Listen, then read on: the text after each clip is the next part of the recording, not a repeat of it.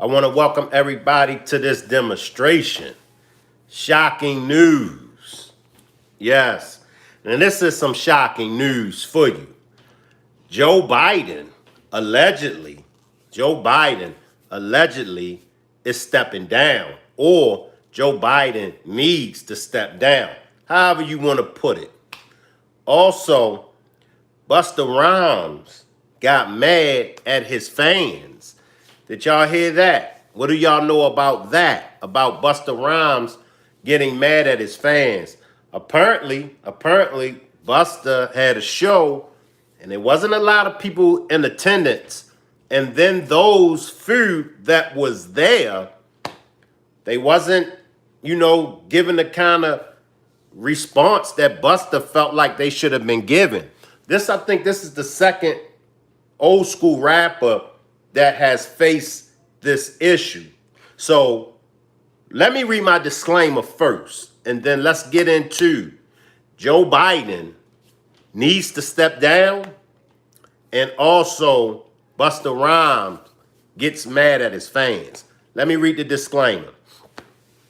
Copyright disclaimer under Section 107 of the Copyright Act of 1976. Allowance is made for fair use for purposes such as criticism, comment, news reporting, scholarship, and research. What that means is everything that you hear in this demonstration, everything that you hear in this video that I call a demonstration is for entertainment and educational purposes only. Everything that you hear is allegedly. Let's see who we got in here. Salute 80s, baby. Salute 80s, baby. Salute Beautiful Nightmare. I see y'all down there. Salute. Salute to the chat. So, salute E-Back. I see you. Appreciate you for pulling up. Salute E-Back. So, now, last week I done a demonstration on the Donald Trump and Joe Biden's presidential debate. And the one thing that I zoomed in on the most was Joe Biden's appearance. Joe Biden stumbling over his words, and at moments he seemed confused. Now, what does that say to the rest of the world? And what does that say to the American people? See, it's one thing to not like a person for whatever reasons you may have. We go through that in our lives. We all got people that just don't like us for whatever reason it may be. But when something that is as obvious as what we saw in that debate, it doesn't even come down to whether or not you like Joe Biden or if you like Trump. None of that matters. What matters is if this is the president of the United States, he served 4 years. Now, through the whole 4 years, we seen him in news, we seen him in conferences, we seen him doing the same things that we seen him do with this debate. We seen him, missing his cue cards. He wasn't focused. So now for the rest of the world and the American people, we're looking at Joe Biden like, okay, he made it through 4 years of this. I want y'all to focus on, he made it through 4 years, right? Now we can go back and forth on the good, the bad, and the ugly that he done, or we could focus on the 4 years if he gets elected again. We have to focus on the 4 years that's coming up that he will be in office. Salute, Londa. Salute, Londa. So, can the American people, let's first start with the American people, Can the American people afford another 4 years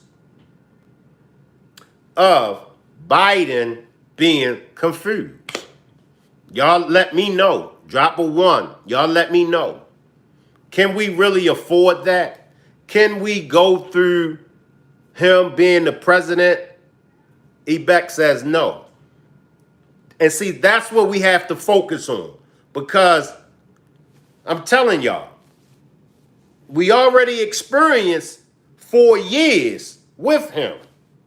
We've seen him. Are we ready to experience another 4 years? It's no telling what might take place. Some of y'all may feel, well, Kamala is the vice president, so she'll step up. She'll step up. Are we ready for that? Are we ready for that? Y'all let me know. Are we ready for that? Maybe they need to put, maybe the Democrats, maybe they need to get somebody else instead of Biden to run in this next election. My opinion, and this is just my opinion, I think they should. I think that the American people, I think we deserve better. That's just my opinion. And y'all can correct me if I'm wrong. And I think that if the American people don't put somebody instead of Biden that's qualified, salute B Bob, then if Biden wins, let's just be honest. If Biden wins, that's what we have to face. We have to deal with a president that, as we saw in that debate, we're going to have to deal with a president that just don't got it all together. If Biden wins. If Trump wins, which I would like for Trump to win, but if Trump wins, then we got to deal with all of the things that Trump brings. So, in my opinion, the intelligent thing to do, this don't got nothing to do with how you feel. It don't have nothing to do with how you feel. It got to do with somebody getting in office that's going to represent America so the rest of the world can respect us. Because the last time I checked, the rest of the world, they've lost respect for America.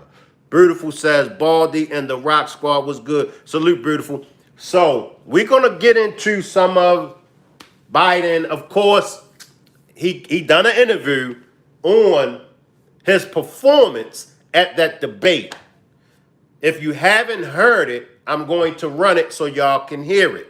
But he did get an interview, and what he claimed was the reason for him, you know, being the way he was.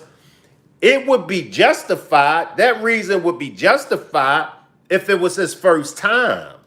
But we've seen him through the 4 years. We've seen him looking like he's asleep, looking confused, don't know what to say. So it's like, that's not your first time doing this. I can accept a person's excuse if it's the first time. But the second time around, I can't accept it. Salute, James. Salute, James. So he did, you know, give an interview. And, you know, in my opinion, you know, he just tried to clean up the debate, you know, but I wasn't buying it. I wasn't. Salute, my boo. I appreciate you for pulling up, my boo. Salute. Good morning. Right, Ebeck, Sleepy Joe. And we could play around with this all we want to and make excuses. And we could, because see, most people, I'm going to tell y'all, most people excuse. Most people excuse or give Biden a pass because they don't like Trump. That's it. If it wasn't for Trump running for office, what excuse would they have? They wouldn't. Beautiful says, James, I'm the only one that can roast Baldy. See what you done started? You see what y'all done started, Beautiful Night Man?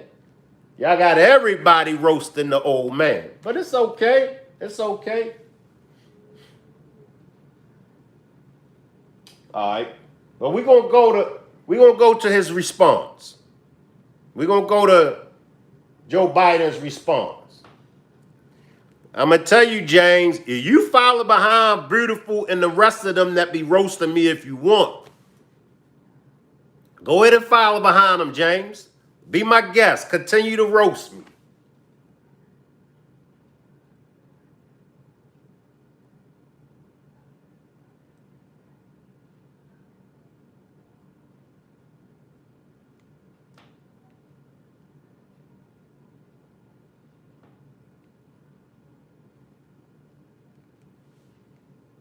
I got the wrong one.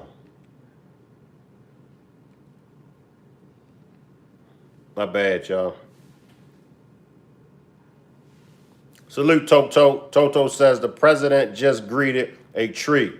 Salute, saying, man, we've been trying to reach you regarding your car's extended warranty. Salute, saying, man. Salute, Tommy. Salute, Tommy. Make sure everybody subscribe to the Still Swinging podcast. But we're going to check out Joe Biden's response. Joe Biden is as active as a bowl of instant mashed potatoes. And see, this is what the people thinks of Joe Biden. My bad. Brutal says, I can never be quiet, James. Did he say he was a black woman? Bet you can't make me. We going to listen to Joe, because I'm like,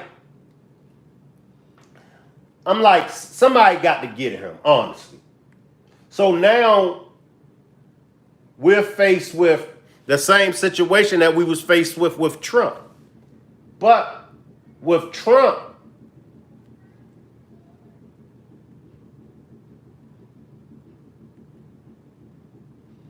I'm coming, y'all.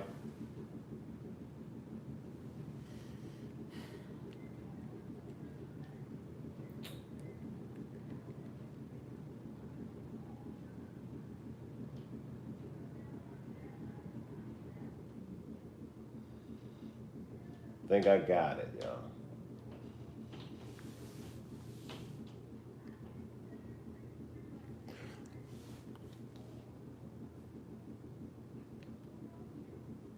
With Trump, Trump stood for something. Now, whether you agree with him or disagree, he still stood for something. Salute Sophary, salute Sophary. Jazzy to me says, who do you think won the election? I think Trump will win. That's just my opinion, y'all. I think Trump is going to win. Good evening from Madison, Wisconsin for a special edition of This Week. The first broadcast interview with President Biden since last week's debate. Earlier this afternoon, we taped the 22-minute interview. There are no cuts, no edits. We have not touched. All right, let's go to it, y'all. Let's check out Sleepy Joe's response. Salute, Brandon.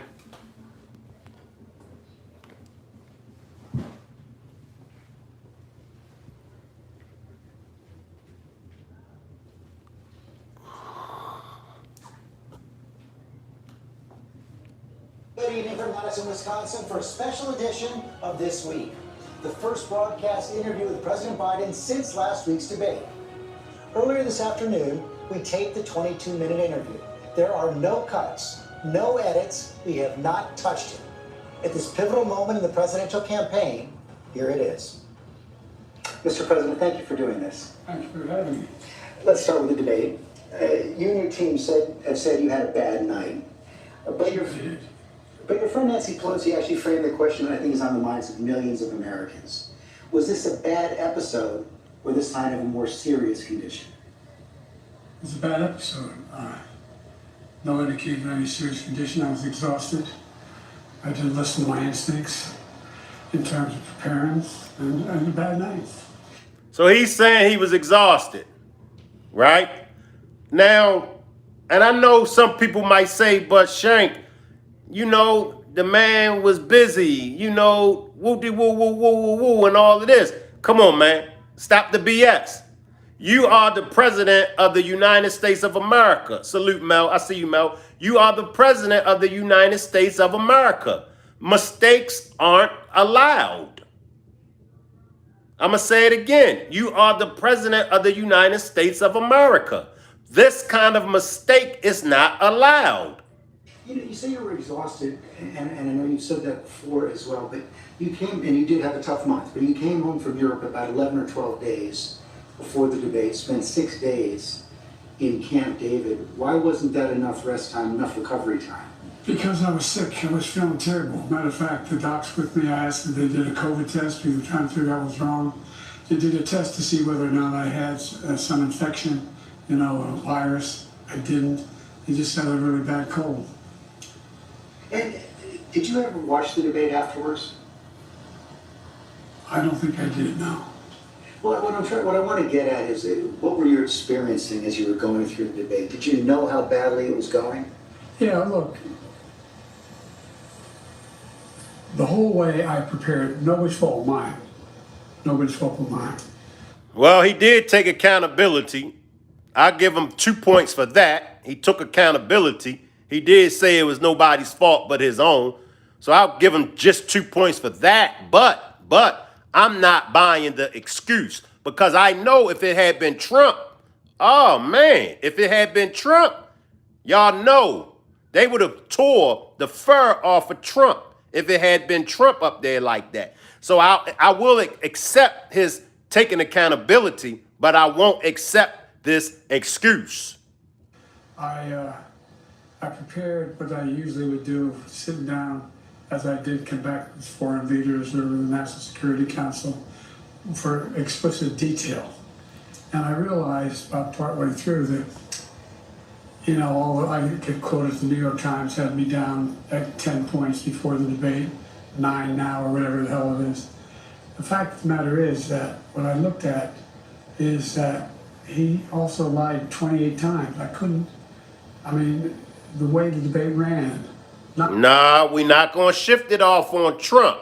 See, this is the part about taking accountability. When you take accountability, you cannot throw nobody else under the bus. You have to take accountability for your actions. And taking accountability for your actions, Trump should have nothing to do with this. So for everybody out there, when it comes time for you to take accountability for what you've done, take accountability for what you've done and don't throw nobody else under the bus. I'm not buying this. My fault, nobody else's fault. No one else's fault. But it seemed like you were having trouble from the first question in, even before he spoke. Exactly. Did y'all hear? It seems like he was having trouble with the questions even before Trump even spoke. And that's why I said I ain't buying it. I'm not going to let him throw off on Trump, because I wouldn't let Trump throw off on him. I judge it fairly. Now, I ain't going to let Trump throw off on him, and I'm not going to let him throw off on Trump. Well, I just had a bad night. You got some bad interviews once in a while. I can't remember any, but I'm sure you did. And I'll take that. He just had a bad night. I respect him for that. I do respect him for saying he just had a bad night. I've had plenty. I guess the question, the problem is here for a lot of Americans watching this. You said, going back to 2020, watch me. Yep. To people who are concerned about your age. And 50 million Americans watched that debate. It seemed to confirm fears they already had. Well, look, after that debate, I did 10 major events in a row, including till 2 o'clock in the morning after that debate. I did events in North Carolina. I did events in Georgia. Did events like this today. Large crowds, overwhelming response, no slipping. And so I just had a bad night. I don't know why. And how quickly did it come to you that you were having that bad night? Well, it came as having a bad night when I realized that even when I was answering a question, when they turned his mic off, he was still shouting. And I let it distract me. I'm not blaming it on that. but I realized that I just wasn't in control.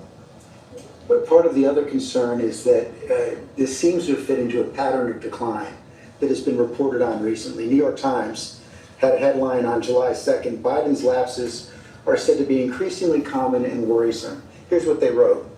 People who have spent time with President Biden over the last few months or so said the lapses appear to have grown more frequent, more pronounced, and after Thursday's debate, more worrisome. By many accounts, as evidenced by video footage, observation, and interviews, Mr. Biden is not the same today as he was even when he took office 3.5 years ago. Similar reporting in the Washington Post and the Wall Street Journal. Are you the same man today that you were when you took office 3.5 years ago? In terms of successes, yes. I also was the guy who put together a peace plan for the Middle East that may come into fruition.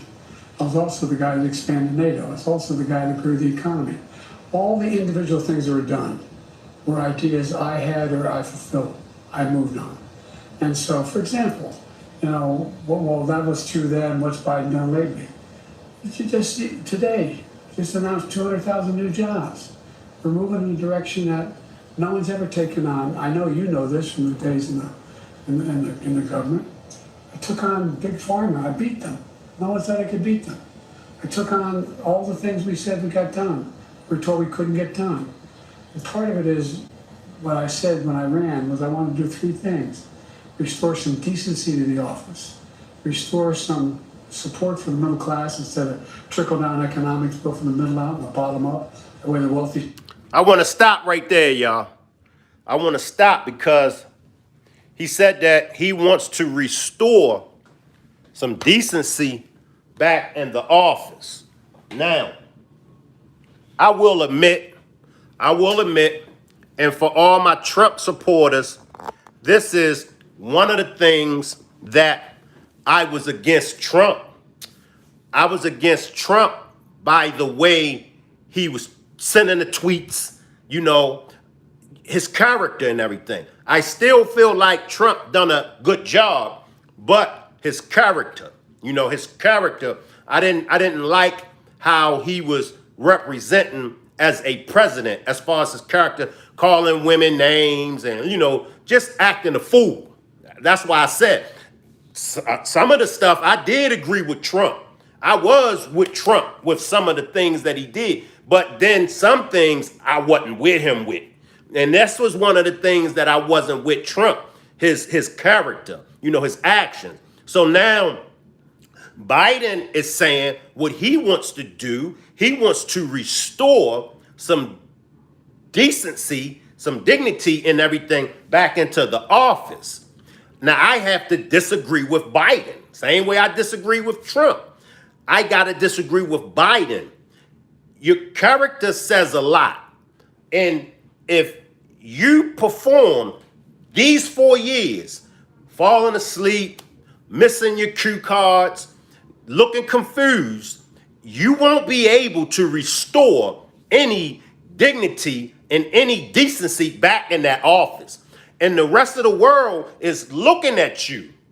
The rest of the world. See, you got to remember, you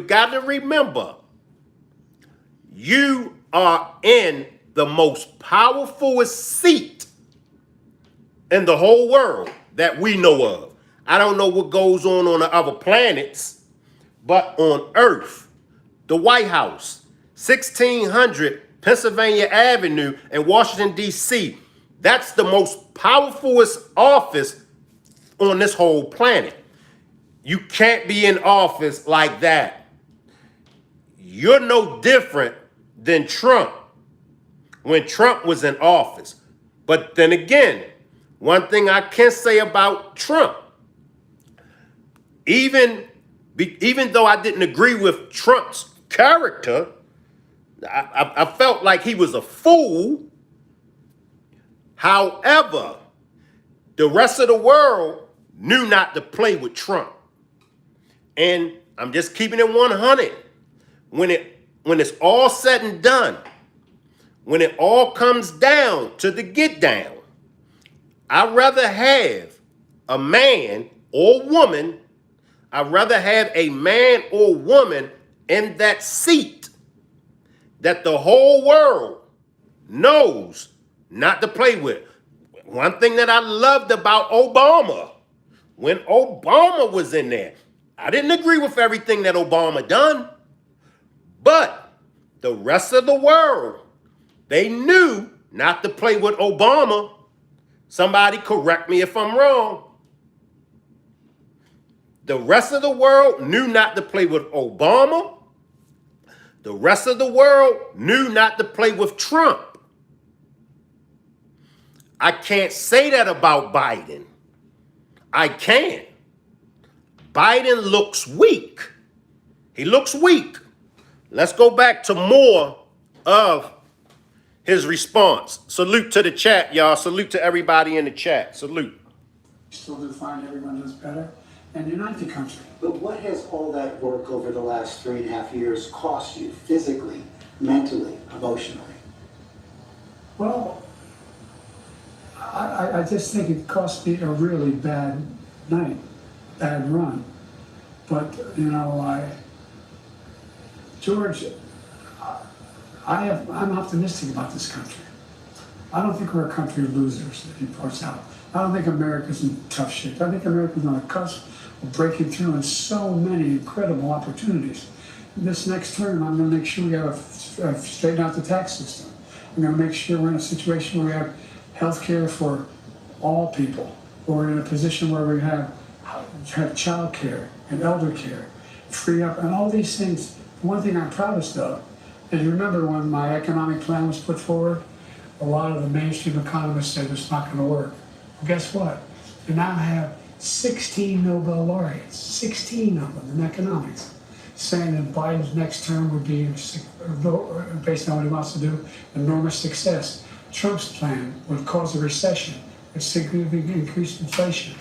I've made great progress, and that's what I plan on doing, and we can do this. I understand that, and I'm not disputing that. What I'm asking you is about your personal situation. Do you dispute that there have been more lapses, especially in the last several months?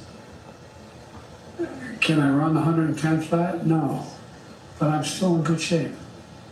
Are you more frail? No. I know you Keep my schedule. I know you spoke with your doctor after the debate. What did he say? He said, he just looked at me. He said, you're exhausted. Stop right there. He said his doctor. He said, y'all heard it now. He said, my doctor just looked at me and said I'm exhausted. Yeah, we know. Is that somebody that we want to be the president? I have to go hard on him because I know what comes along with that position. If any of us was in that position, if Trump was in this same position, would the people go easy on Trump? Hell nah. So we're not giving nobody no pass. We're not giving Trump no pass. We're not giving Biden a pass. Right is right and wrong is wrong. And in this case, Biden doesn't look and Biden doesn't seem equipped for another 4 years in the White House. I have medical doctors traveling everywhere, every president does, as you know. Medical doctors, some of the best in the world, travel me everywhere I go. I have an ongoing assessment of what I'm doing. They don't hesitate to tell me if they think there's something wrong. I know you said you have an ongoing assessment. Have you had a full neurological and cognitive evaluation? I get a full neurological test every day with me. And I've had a full physical. I had, I've been in Walter Reed for my physicals. Yes. I know your doctor said he consulted with a neurologist. I guess I'm asking you a slightly different question. Have you had the specific cognitive tests, and have you had a neurologist, a specialist, do an examination? No one said I had to. No one said, they said I'm good. They lied to you, my man. Anybody that told him that he was good, they lied to him. Let me jump down to the chat and see what y'all saying in the chat. Salute everybody. Let me read some comments. And I don't mean to skip over anyone's comment. If I skip over your comment, and if you have a comment or question that you would like for me to read or answer, put it in a super chat. David says, every day, stop it, bro. It's like your mate who keeps talking ish, even though he knows you were there. A quiet taste says, right. Milkman says, I'm amazed that out of all the people you've got to choose from, you're going with two candidates that are close to 90 years old. And you're right, Milkman. You're right. You're right. Did you pray today? Says, someone get this man his choco ice cream. Lyric Media says, thank you. Pink says, I propose we add a no vote option to the ballot. If majority wins, the process starts over with new candidates. I like that idea, Chris. I like that. I don't know. It's weird. It almost seems like there are two different Bidens. Good point. Yo says he's old for sure. Donald says he's a flipping embarrassment. Chris threw up the laugh emojis. Too known. Do you put wax on your head? Nah, sometimes baby oil. How can you bless a pedophile's heart? Invite a preacher to bless his heart. Carlos says he got dementia, my brother. It looks that way, and it ain't hard to tell. I mean, come on. Lyric says we just need new candidates. I agree. I agree. Because if I have to put my vote, if I have to choose between Trump and Biden, I will vote for Trump. I'm just keeping it 100. Sure, there are plenty of candidates, plenty of people. I probably would make a better president than Trump. However, Biden doesn't. And if you can't see that Trump makes the better president than Biden, then you need to reevaluate some things. Because it's clearly to see Trump makes the better president between him and Biden. I'm just saying. Can we just believe greetings from North Korea? Salute to everybody checking in from North Korea. Salute to everybody checking in from North Korea. Appreciate you for pulling up. A quiet taste says, can we just be single as a country, in the words of Cat Williams? Patricia says, we've always be Facebook. What's new now? Better the better man than the convict. We know both. I'm in my lane. Please join me. And don't get me wrong. Don't get me wrong. There are things that I disagree with Trump about. And I've been very vocal on the things that I disagree with Trump on.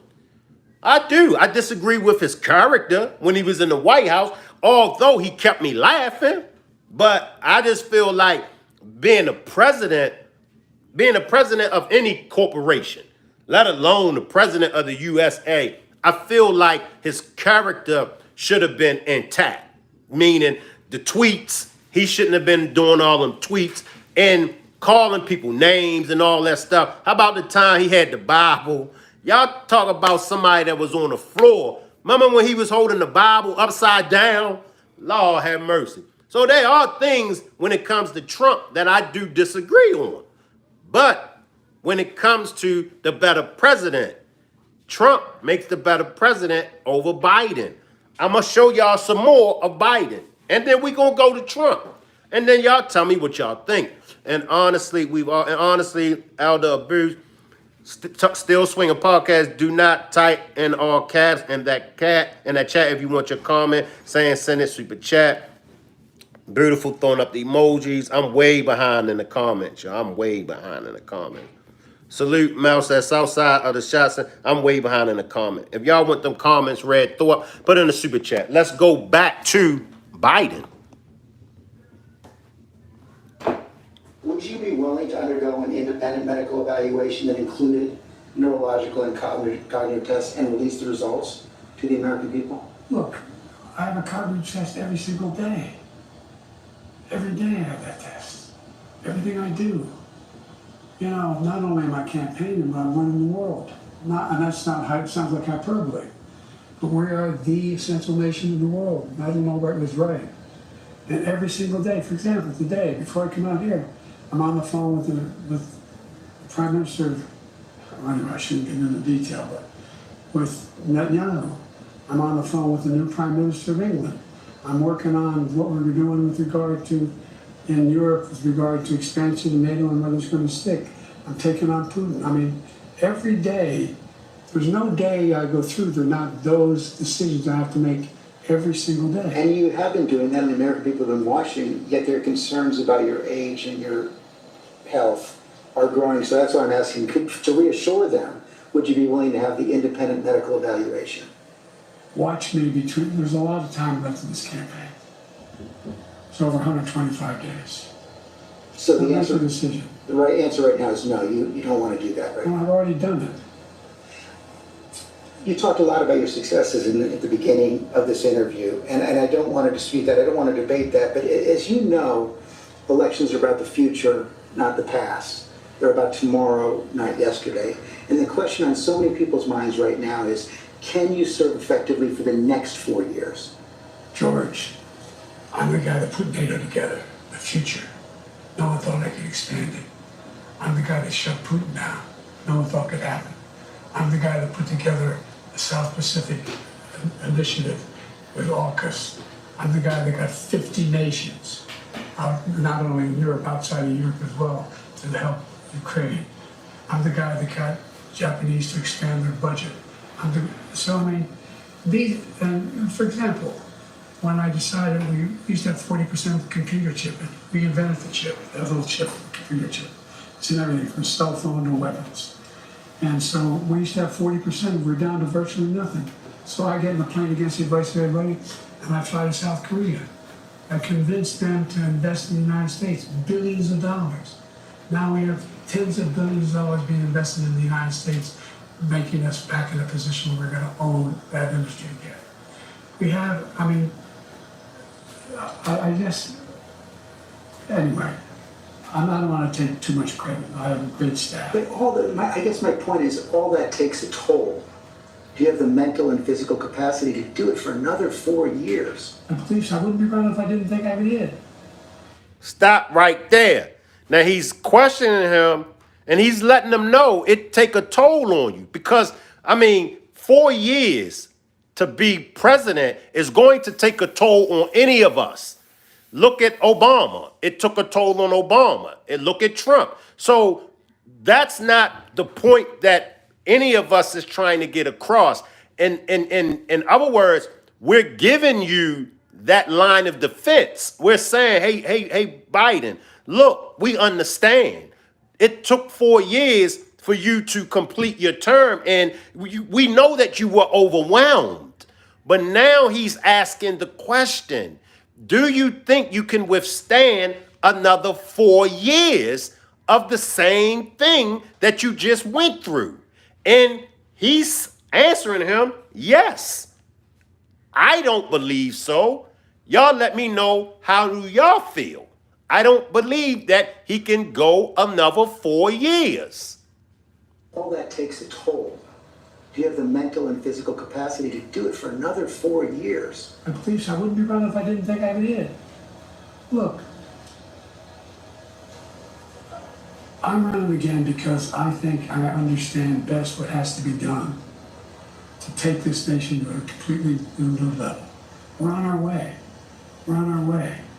And look, the decision recently made by the Supreme Court on immunity, you know, the next president of the United States, it's not just about whether he or she knows what they're doing.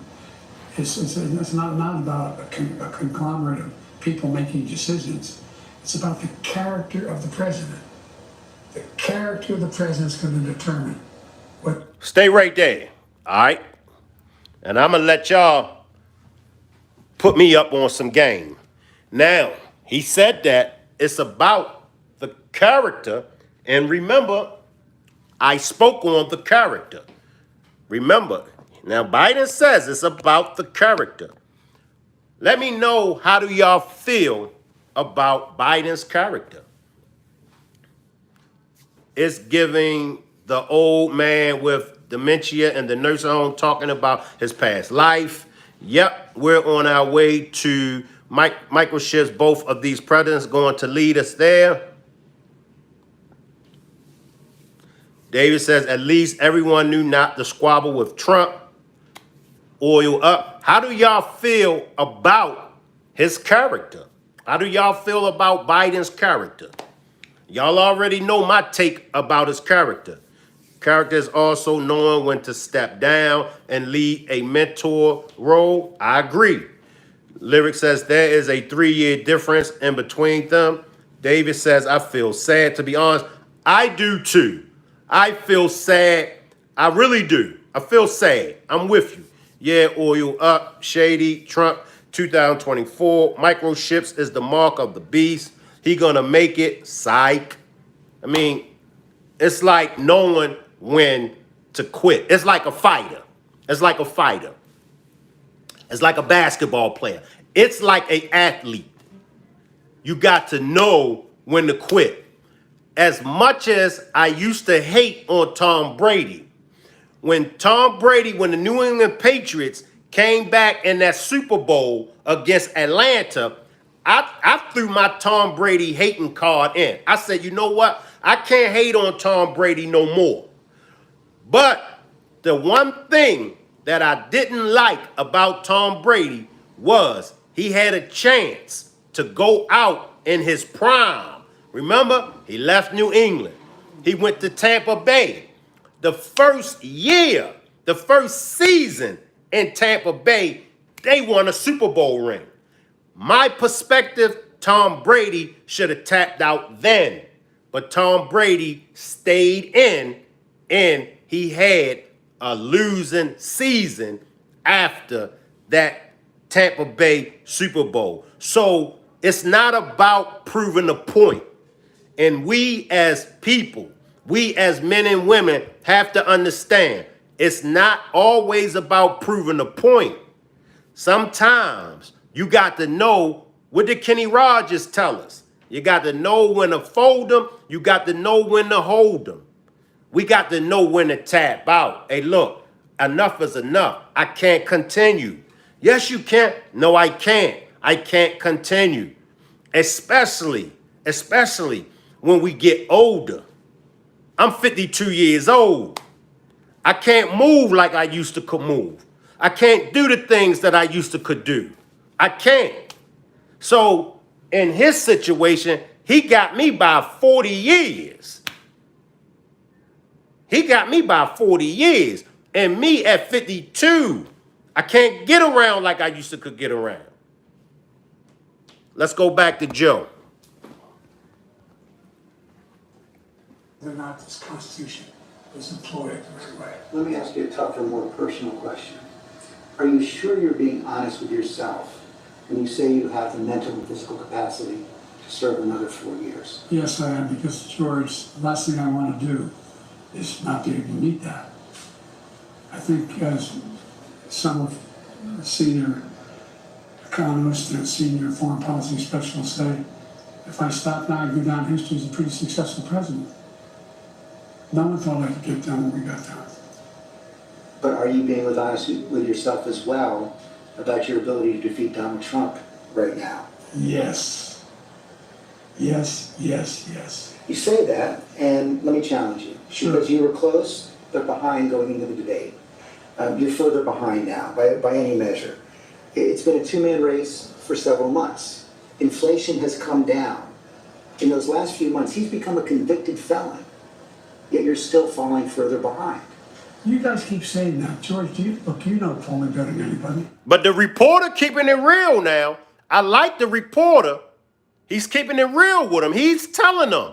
He's like, even after Trump has been convicted of the 34 felonies, he's telling Biden, you're still falling behind him.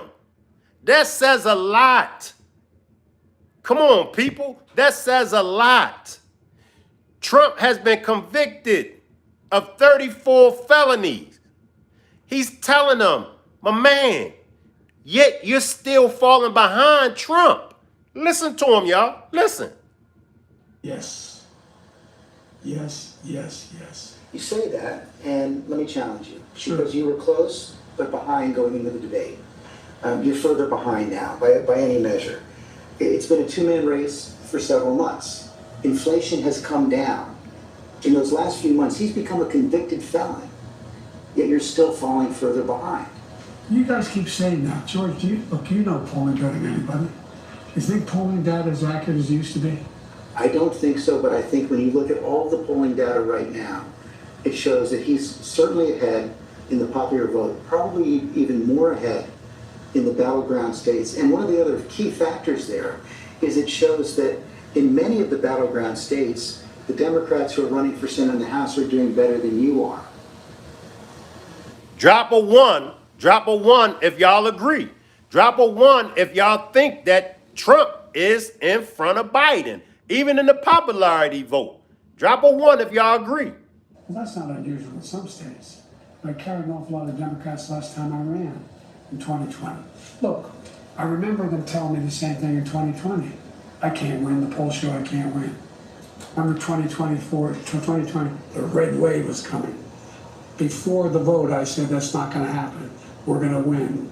We did better in an off year than almost any incumbent president ever has done. They said in 2023, all the tough races, we're not going to win. I went into all those areas, all those districts, and we won.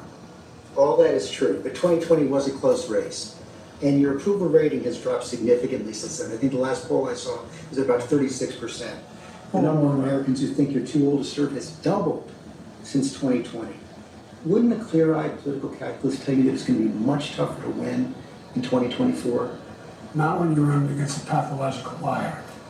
Not when he hadn't been challenged in a way that he's about to be challenged. Not when people... You've had months to challenge him. Oh, I sure had months, but I was also doing a hell of a lot of other things, like wars around the world, like keeping NATO together, like working... Anyway. But look... Do you really believe you're not behind right now? I think it's... all the pollsters I talk to tell me it's a toss-up. It's a toss-up. And when I'm behind, there's only one poll I'm really far behind. CBS poll and NBC, and New York Times and NBC both have you about 6 points behind in the popular vote. That's exactly right. New York Times had me behind before anything having to do with this race. Had me behind 10 points. That says a lot, Biden. If they already had you behind before the debate, come on, you can't make this ish up. His own words. They already had him behind before the debate. Now the debate comes. Come on, man, you can't make this ish up. 10 points had me behind. Nothing's changed substantially in the New York Times poll. Just when you look at the reality, though, Mr. President, I mean, you won the popular vote in 2020, but it was still deadly close in the electoral college. Votes. Yes, but you're behind now in the popular vote. I don't buy that. Is it worth the risk? I don't think anybody's more qualified to be president or win this race than me. Come on, y'all. Come on. Now, he just said he doesn't feel like nobody is more qualified to win the race but him. See, one thing, if y'all notice, that he was focusing on, but my man, he was shooting him down. He was focusing on Trump. That was his excuse. That was his clapback. He was going to try to use Trump for the scapegoat. But you see, my man was like, nah. My man cut it short. He cut it short. In my opinion, and let me just say allegedly, in my opinion, allegedly, and I'll say it again, we're going to go to Trump. We're going to go to Trump. But in my opinion, I don't see him as being the most qualified candidate for the president, unless somebody can prove me wrong. What do y'all think? Do we have anybody that's in the chat that's going to vote for Biden? Drop a 1 if you're going to vote for Biden. And maybe you can share with me some things that I'm missing. Drop a 1. Somebody, if you're voting for Biden, drop a 1. Let's see who's voting for Biden, y'all. Yeah, for once, a fair interview. Hard questions for once. It feels like a big plan. Okay. Nobody vote. Okay, so we got 1 so far that's voting for Biden. Can you give us the reason why you're voting for Biden. You drop the 1. Give us your reason why you're going to vote for Biden. Chris says, I don't vote. Rasta, the gangster, says, yo. Stacy says, good Lord, 2024. Molly says, no Biden vote for me. So we only got 1 that's going to vote. Okay, so he says the best of the 2.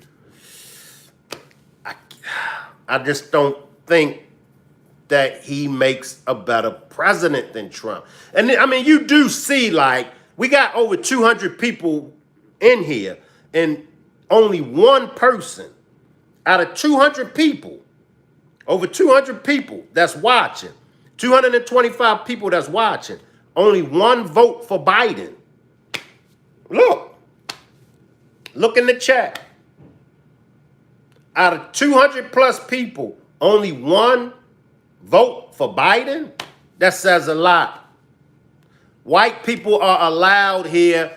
Everybody is allowed here. It don't make a difference what nationality, what race, what religion. Everyone is welcome here. And everybody's perspective is welcome. So whatever opinion you may have, even if it's voting for Biden, talk to me. We want to hear.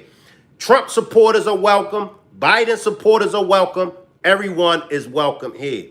Biden is the one who will make this world better. Okay, we got another vote for Biden. Molly says, I'm a Jew. Jews are welcome. Everyone is welcome here. So we got 2. Appreciate that, Vincent. Appreciate that, Vincent. English.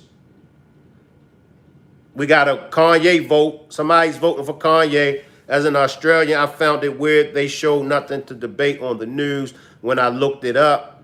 Salute to everybody that's checking in from Australia. Salute to all my international people.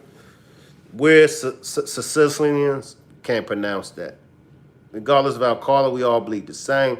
People need to be voting for Kennedy. Please go watch the real debate with him included. I'll check that out.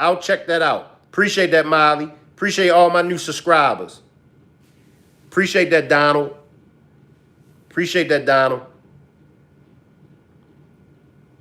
Do we got any Kennedy? Anybody that would like to vote for Kennedy? Anybody that's supporting Kennedy? A lesser of 2 evils, a ninja with pencil, okay. And that's what some people say, that Biden allegedly is the lesser evil of the 2. Trump from London. Salute to all my people checking in from London. London is in the building. Salute to everybody that's checking in from London. I'm RC2, only right wing. Fring shows hand. Appreciate that, David. I think he's an option, RFK. How do y'all feel about RFK? Do y'all think RFK is an option? How do y'all feel about RFK? Do y'all think RFK is an option? We're going to go back to Biden, then we're going to go to Trump.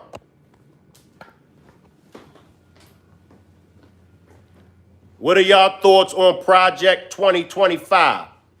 What are y'all thoughts on Project 2025? Somebody put R. Kelly. Nah, I wouldn't vote for R. Kelly as president, although I love R. Kelly music, but I wouldn't vote for him as the president.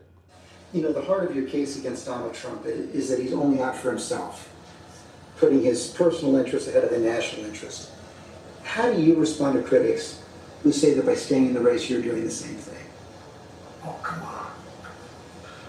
Well, I don't think those critics know what they're talking about. They're just wrong? It's wrong. Look, Trump is a pathological liar. Trump is, he is... Have you ever seen anything Trump did that benefited somebody else, not him? You can't answer, I know. I've questioned him and his allies as persistently as any journalist has. No, I know you have. I'm not being critical. See, the one thing that I want everybody to focus on. See, the accountability is on you, Joe, not Trump. See, you keep trying to reference to Trump.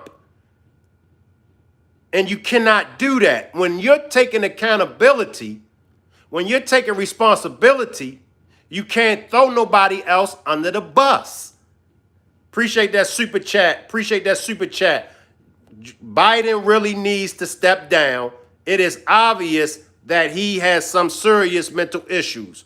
Love your video, brother. I appreciate that, Juan. I appreciate that, Juan. And once again, just like Juan did, if you would like me to read your comment, please purchase a super chat. Let me read Juan's super chat again. Biden really needs to step down. It is obvious that he has some serious mental issues. Love your videos, brother. Appreciate you. And critical. But look, I mean,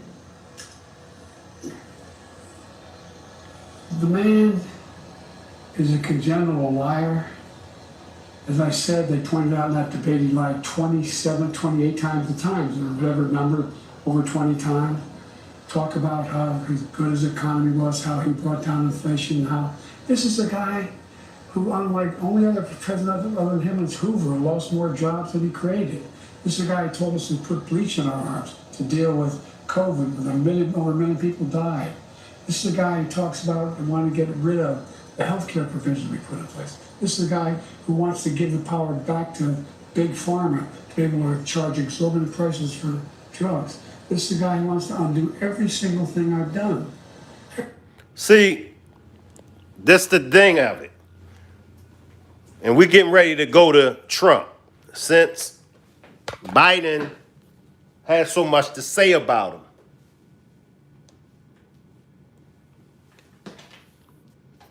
It has nothing to do with Trump. Your health status. Because that's what the interviewer, that's what he's zooming in on. That's what he's focusing on. He's focusing on whether or not Biden will be able mentally and health-wise. He's not focusing on the policies. He's not focusing on anything that Biden has accomplished. He's not focusing on anything that Biden failed at. He's not focusing on Trump. He's only focusing in on his mental capability. He's only focusing on health, your health. Will you be able to withstand another 4 years? But as y'all see, Biden keeps going to Trump. And that's not taking accountability. And in this, you have to take accountability. Let's go to Trump. Let me find something from Trump. And for all the new subscribers, I'm not a Trump supporter, but I'm not against Trump. I'm not a Biden supporter, but I'm not against him. I ride neutral. I call a spade a spade. I give y'all what I disagree about Trump. I give y'all what I disagree about Biden. I give y'all what I agree about Trump, and I give y'all what I agree about Biden. I ride neutral. I don't take sides. Let's go to Trump.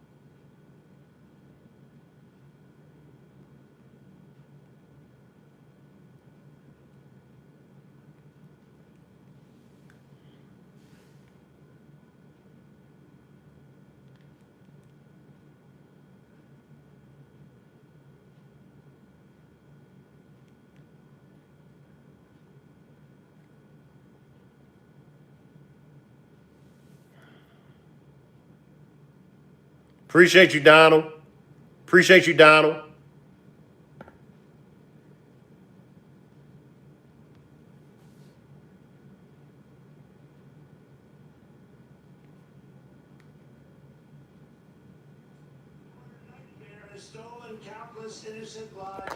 Here's Trump.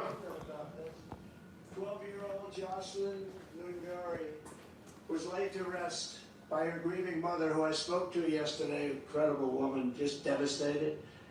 Literally, I was going up to the debate, and I got the return call from the mother. And I talked to her, and they're screaming at me, "Sir, you're going to the debate. You're going right now, sir." You know, and I'm on the phone, and I said, "I can't, I might be late." But that's okay. But I said I will. I did talk to her, and then I said, "I'll speak to you, and I'm going to call her today or tomorrow." A devastated person. She was a devastated person, but her precious daughter became yet another victim of the Biden migrant crime. People that would have never come in here. In fact, a lot of these people that you're reading about, we threw them out. They were gone, and they came back under Biden. Last week, John was savagely tied up, viciously assaulted, and brutally murdered by two Biden migrants who Crooked Joe released into the United States to prey on our women and girls. One of these monsters waited just 20 days before ending Jocelyn's beautiful American life. Crooked Joe proved last night he has no regret, no remorse, had no idea who she was, no empathy and no compassion for all the innocent victims whose lives have been just absolutely destroyed. And you look at so many of the other young people that you're hearing about, so many of them are young, 13, 12, raped and killed. 13 years old, 12 years old, raped and killed. And remember this, I say this a lot, this is just starting because they're just getting comfortable in the country. They never heard about politically correct law enforcement. We have the greatest police in the world, but they're not allowed to do their job. And we're going to let them do their job. And we're going to give them immunity so they can't be prosecuted for doing their job.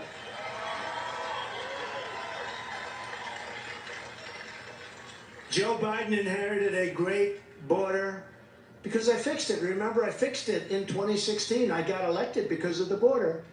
But that border was nothing compared to what we have. Nothing. Absolutely nothing. But I fixed it. It was a big deal. And I would say it was probably one or two in terms of my points that I had a lot of things. But the border was a big deal. It was a bad border. I fixed it so much so that I couldn't even speak about it during the 2020 race because it didn't, nobody cared about it anymore because it was fixed. So he inherited a perfect border, and he proceeded to destroy it almost immediately. He destroyed it at a level that nobody can even believe, but many times worse than it was in 2016. I'd love, you know, I have a chart. I don't know if these guys don't know about this, but I have a chart that if they could find it, put it up, because there's one little stat on this chart. Oh, wow. These guys have become good. You know, it used to take a day to get that chart. They'd say, "Sir, we'll have it up tomorrow." I said, "Tomorrow's not going to help me, Glenn." So you see the arrow, Glenn, on the bottom. See the arrow, the big red arrow on the bottom. That's the lowest level of illegal immigration ever in recorded history right there. That's the week that I... Now, it's only right since I went hard on Biden, it's only right that I go hard on Trump.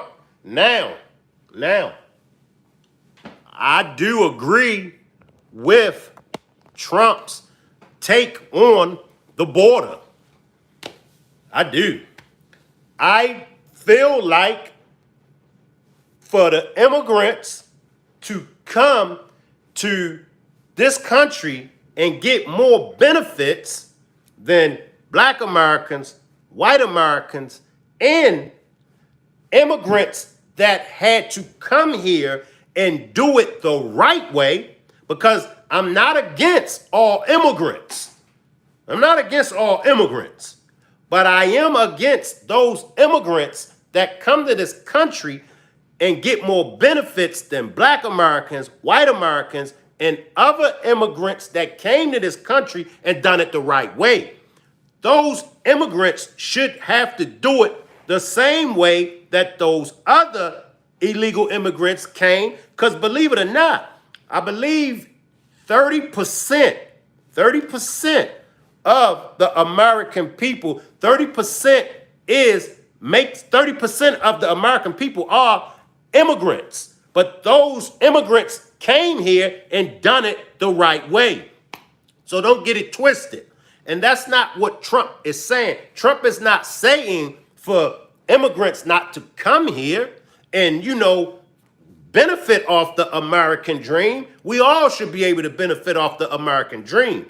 But he's just saying for them to come here illegal and don't go through the necessary process that they have to go through. That's all. But I did agree with Trump in his take on the border.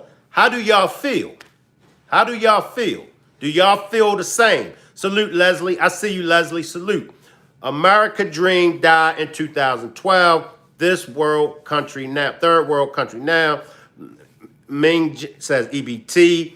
International says Trump spoke at a black church full of mostly whites, and they changed Trump's name and the House of God. Jeep says Biden riding the ship like the 80s, very peaceful. So that's where I'm at. That's where I'm at. Kids in cages bad. I didn't like that. Now, I didn't like that. That's what I'm saying. I'll call a spade a spade. I didn't like those kids being put in cage. No human being. I don't even like animals being in cages. So no human beings, men, women, children, should be in cages. Now, one thing that I disagreed was when the families had got split up. Now Trump, and I didn't agree with this. I forgot the name of the program. Y'all can help me out. But it was the program where those immigrants came here and they were legal and they were working and they were law-abiding citizens. But Trump destroyed that program. I can't remember that program that he destroyed, and that broke up those families. I disagreed with that. I disagree with that. But, however, when it comes to the border patrols, in the beginning, when Trump was talking about building the wall, I was against that. I was calling him crazy for wanting to build the wall. But as time went on, and y'all know I like to let things play out, I started to understand and I started to see exactly what Trump was meaning by building that wall. So with Trump, I'm over here and then I'm over here. I do disagree with some of the things that Trump says. I do disagree with some of the things that Trump have done. However, I agree with some of the things that he said and done. Leslie says, I agree with Trump with the border, but putting kids in cages, I can't deal with that. That's facts. I'm with you on that, Leslie. What do you think of Trump's idea of putting migrants into a ring to fight for America entertainment? I don't like that. I don't like that. Sabrina says, Ohio mapping. I agree. Salute, Sabrina. And that's what I'm saying. Like, I don't agree with everything that Trump stands for. I don't agree with everything that Trump says. I don't. But when it comes to the better president, and I as y'all can see, I ain't letting up off of that. When it comes to the better president, I got to put my money on Trump. I have to. Look at Trump and his speeches. Okay? Let me find something else. But look at Trump when he's speaking. Now, we saw Biden when he's speaking. A big difference. A big difference. Let me grab Trump again. And I want y'all to watch Trump. I want y'all to watch him. Watch his eyes. Listen to him. The opposite when you listen to Biden.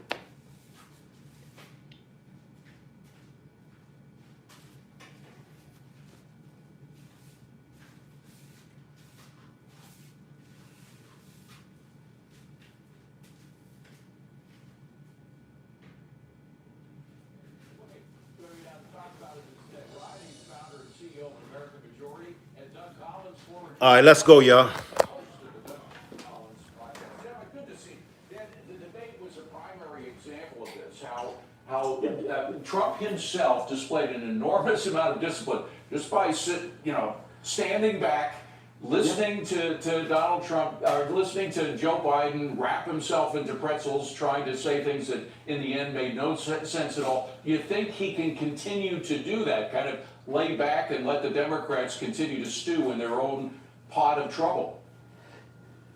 Well, I think it's a pretty positive sign what we're seeing right now. Of course, it's. I think Trump's taken the view that it's very bad manners to interrupt your opponent while he's self-destructing.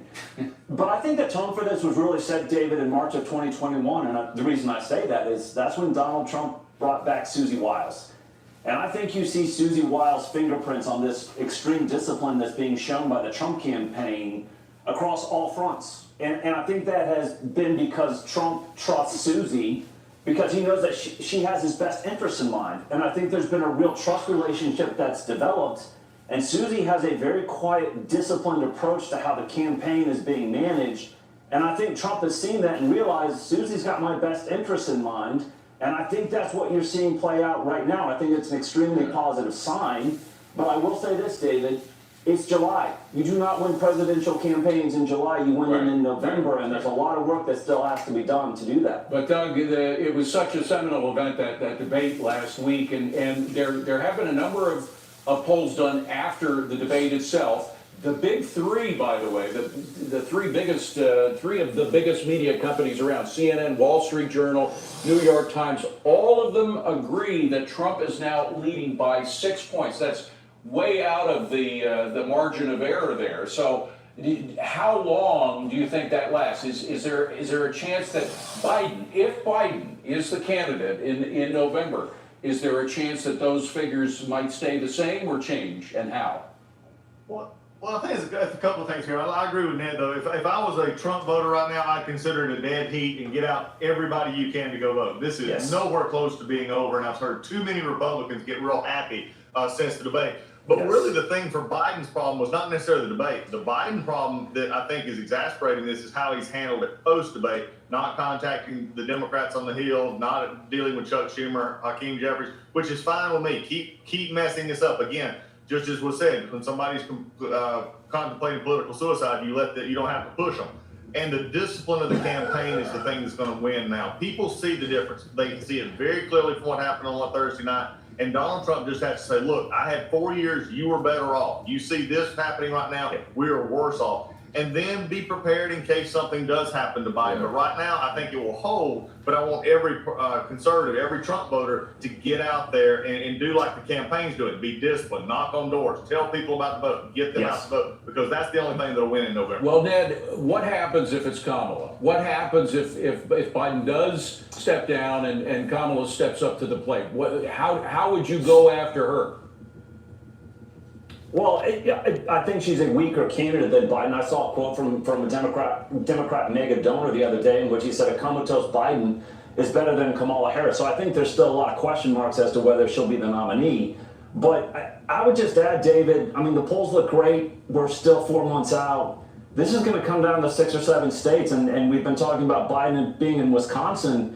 They brought back ballot boxes today, the Wisconsin State Supreme Court. I think this is not going to come down to whether the quality of the candidate's great, whether it's a comatose Biden or Kamala Harris. It's going to come down, can you collect more ballots than the Biden campaign? And I certainly hope the Trump campaign and the RNC and others are really focused on the 6 or 7 states like Wisconsin that are going to decide the White House. Take this momentum and get people doing the right thing, requesting absentee ballots, and then chase those ballots home to no less than 80%, hopefully 85%. Well, quickly, Ned, do you have any reason to suspect that the Trump team is not up to it, that they may not be doing that kind of due diligence in those key races?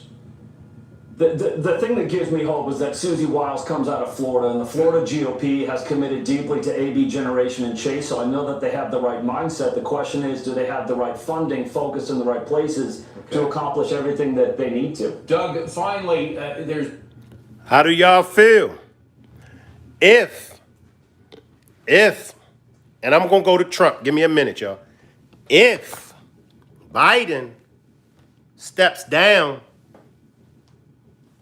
if something happens to Biden and Kamala, whatever, however you pronounce her name, if she steps up and if she has to run against Trump, is there anyone that would vote for her?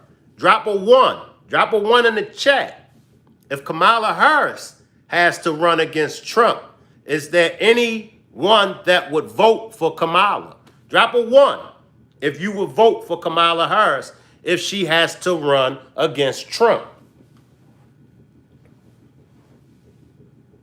Queen Troll says, Michelle got my vote. Biden refused to step down yesterday. Yes, police should be held. 0. Hell no. The debate already ended though. No. We would have more power as people of this constitutional republic if the decisions were made via state. Sorry, can't ever vote for Trump. I'd rather vote for Iraq than Trump. America reminds me of Germany, 1933. Right now, history repeats. I don't support racism. They won't let her run. Kamala is a career politician. We say no. Okay, Nicole, we got one. Nicole says she would vote for Kamala. Nope, I should be president.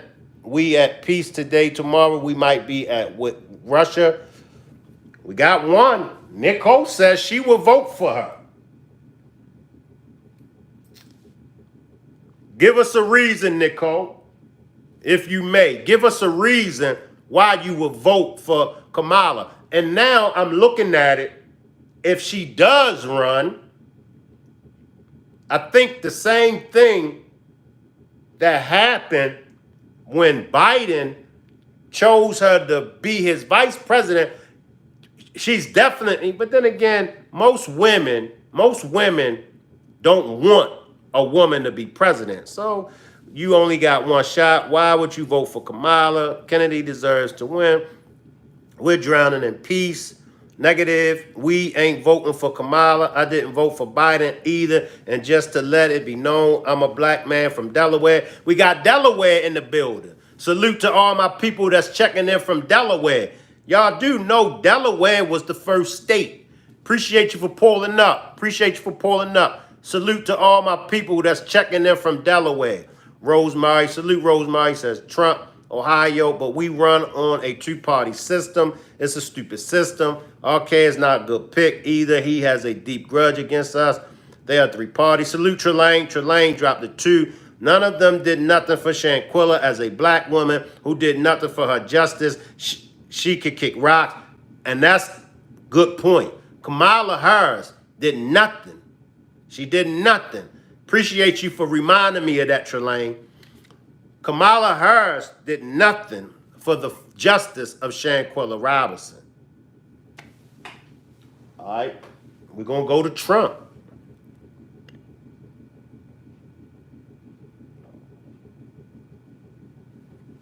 Let's find Trump, y'all. Y'all do know, I think it's 123 days left. It's August, September, October. No, it's 4 months because this is July. So we got August, September, October, November. We got 4 months before election. 4 months. 4 months. What Kamala was supposed to have done in the Shanquilla Robinson case, Kamala was supposed to have made that warrant prioritized. She was supposed to see that warrant for the main aggressor to be prioritized. That's why me, along with the family and attorneys and other advocates and supporters, we went to D.C. for Shanquilla Robinson, for them to prioritize that warrant. And the DOJ hasn't prioritized that warrant yet.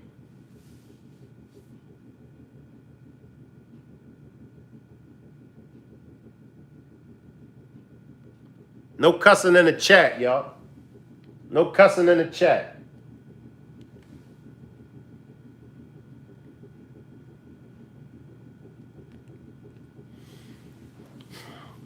We're going to go to Trump.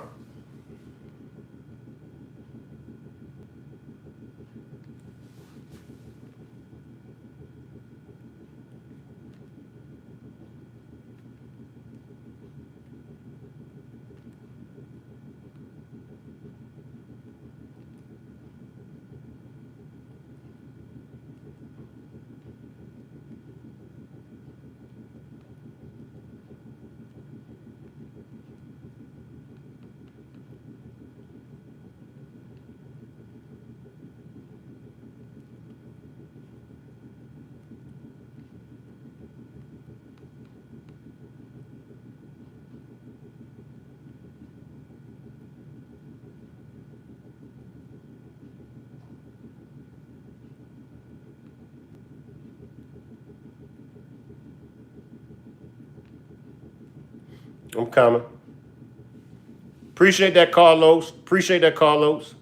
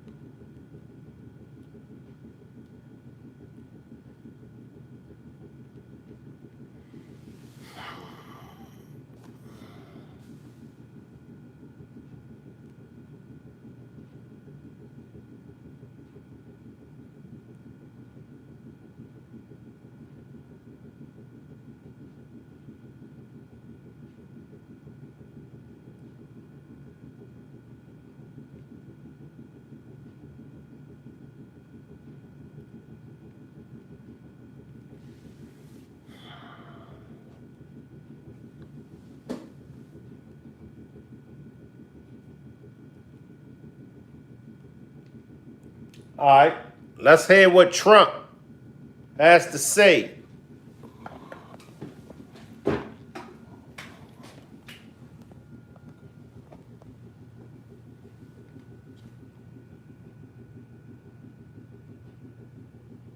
wrote this the other day, knowing I'd be here, and I made it from the heart.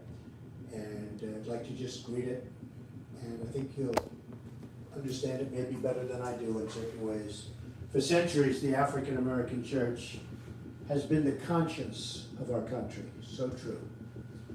It's from the pews and pulpits and Christian teachings of black churches all across this land that the civil rights movement lifted up its soul and lifted up the soul of our nation. It's from these pews that our nation has been inspired toward a better moral character, a deeper concern for mankind, and spirit of charity and unity that binds us all together. And we are bound together, and I see that today. This has been an amazing day for me. The African American faith community has been one of God's greatest gifts to America and to its people. There is perhaps no action our leaders can take that would do more to heal our country and support our people than to provide a greater platform to the black churches and churchgoers. You do right every day by your community and your families. You raise children in the light of God. I will always support your church, always, and defend your right to worship. So important. I am here today to listen to your message, and I hope my presence here will also help your voice to reach new audiences in our country, and many of these audiences desperately need your spirit and your thought. I can tell you that. Salute, Miss Parker. Salute, Miss Parker. Did he tell one lie? I know I'm really getting ready to get hit with some hot dogs and tomatoes. Salute, Tracy. Salute. He acknowledged, and I want y'all to listen to me carefully.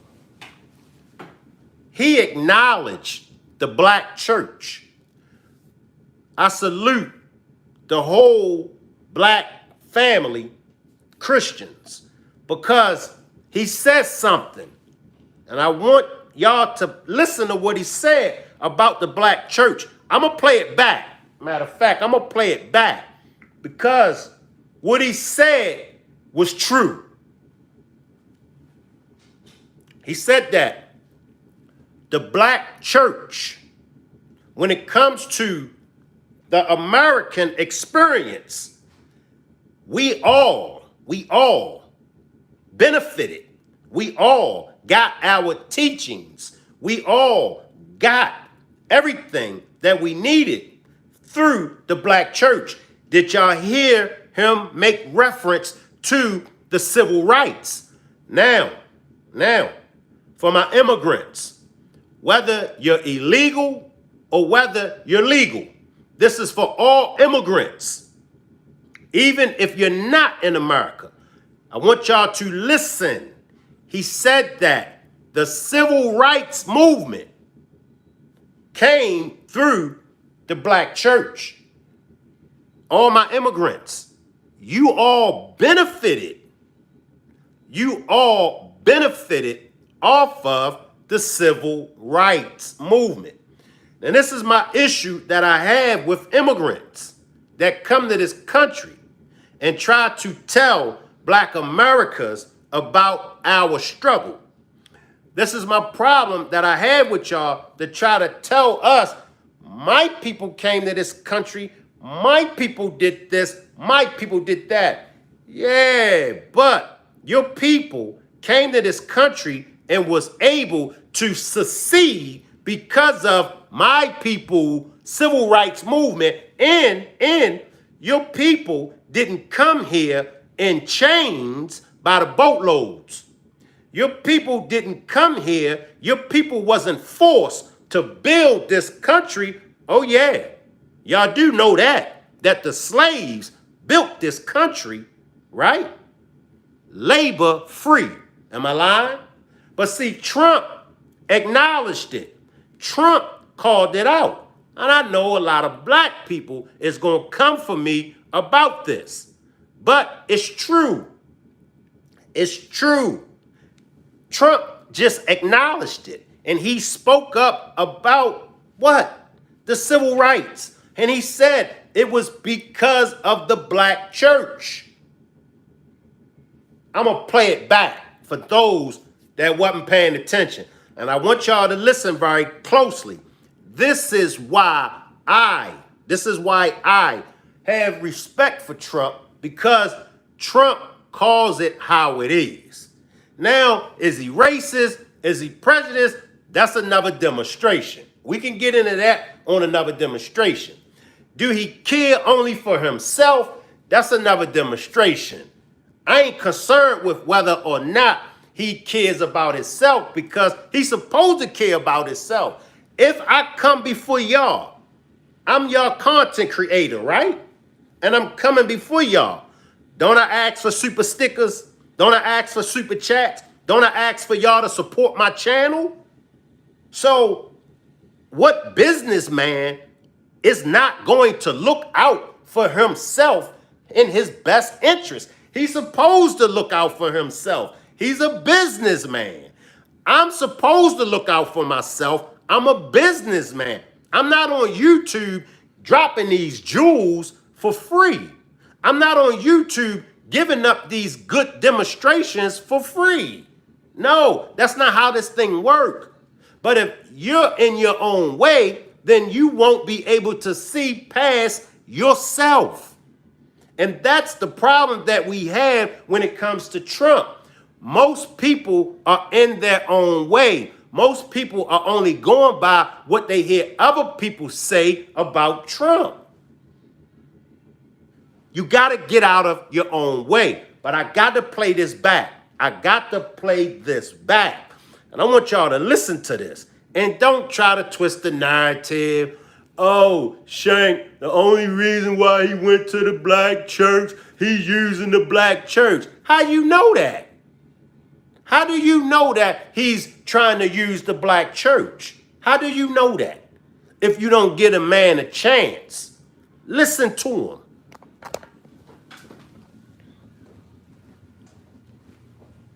Well, I just wrote this the other day, knowing I'd be here, and I mean it from the heart. And I'd like to just read it, and I think you'll understand it maybe better than I do in certain ways. For centuries, the African American church has been the conscience of our country. For centuries, the black African American church. Listen now. It's from the pews and pulpits and Christian teachings of black churches all across this land that the civil rights movement lifted up its soul and lifted up the soul of our nation. It's from these pews that are... Go to a black church. Huh? Go to a black church. Matter of fact, I'm going to play a clip of a black church.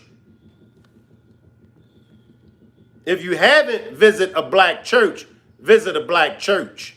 Our nation has been inspired toward a better moral character, a deeper concern for mankind, and spirit of charity and unity that binds us all together. And we are bound together, and I see that today.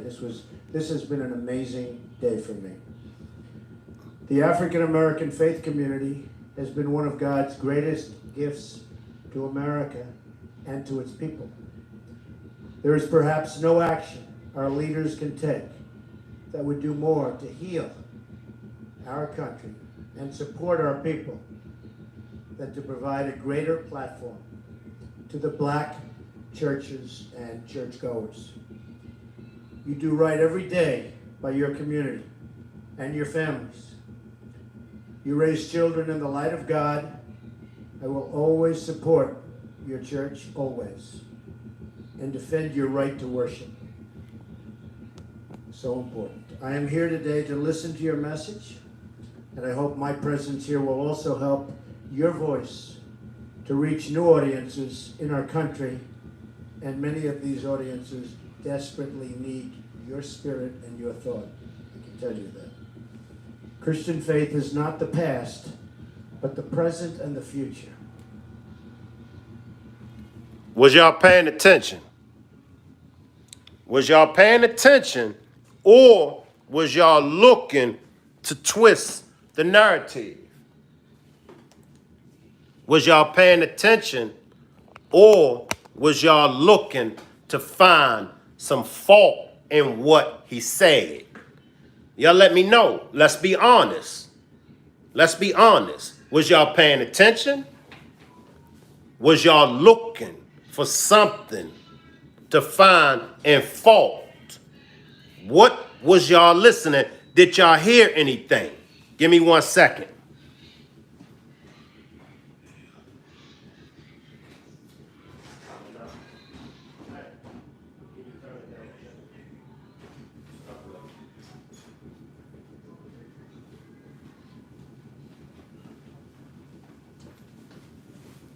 My bad. So, as I stated before,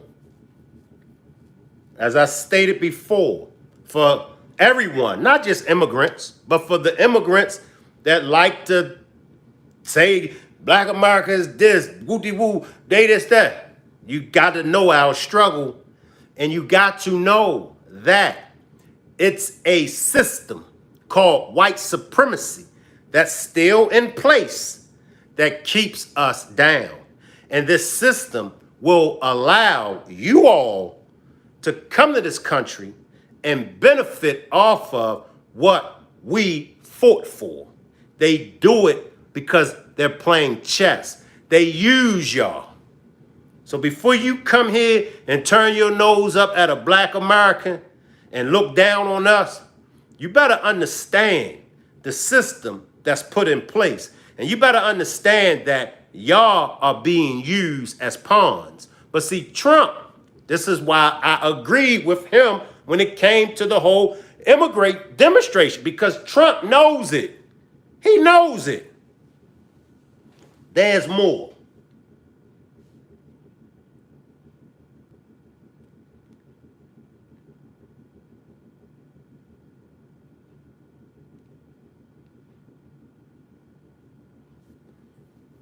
Salute Nola. Salute Nola.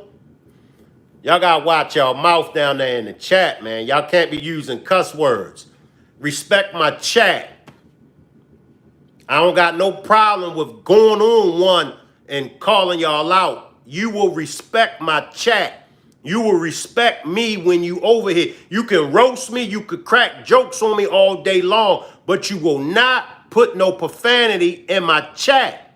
Now, my moderators keep telling y'all, no curse words, no profanity. I see you, Positive Vibes. Respect my chat, or I will call you out.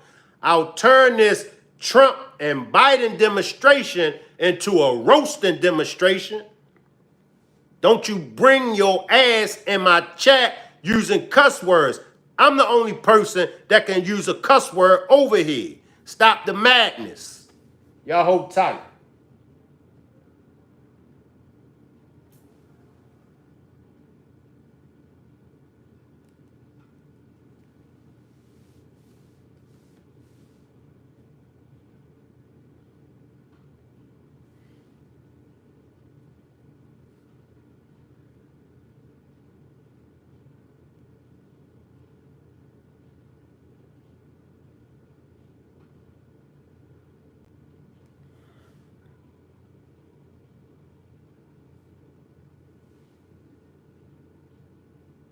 I'm coming, y'all.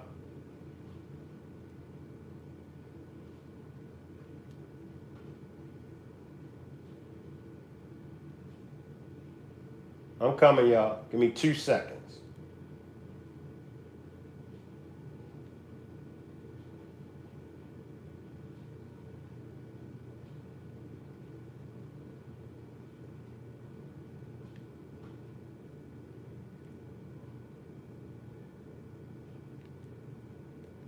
All right, I think I got something, y'all. Thing in the air here at Morris Jenkins. Our techs are happy. Our customers are happy. And if they see you can talk, they'll tell you they're happy too.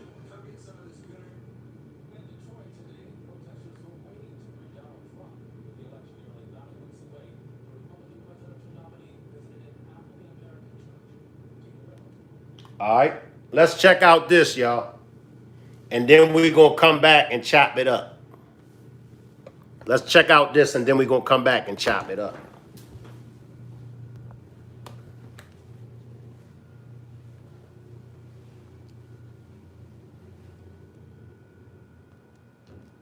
Detroit today, protesters were waiting to greet Donald Trump. With the election nearly 9 weeks away, the Republican presidential nominee visited an African-American church. Dean Reynolds is there. As he entered the Great Faith Ministries church here, Donald Trump showed off some moves. Uh-oh, check him out, y'all. Check him out.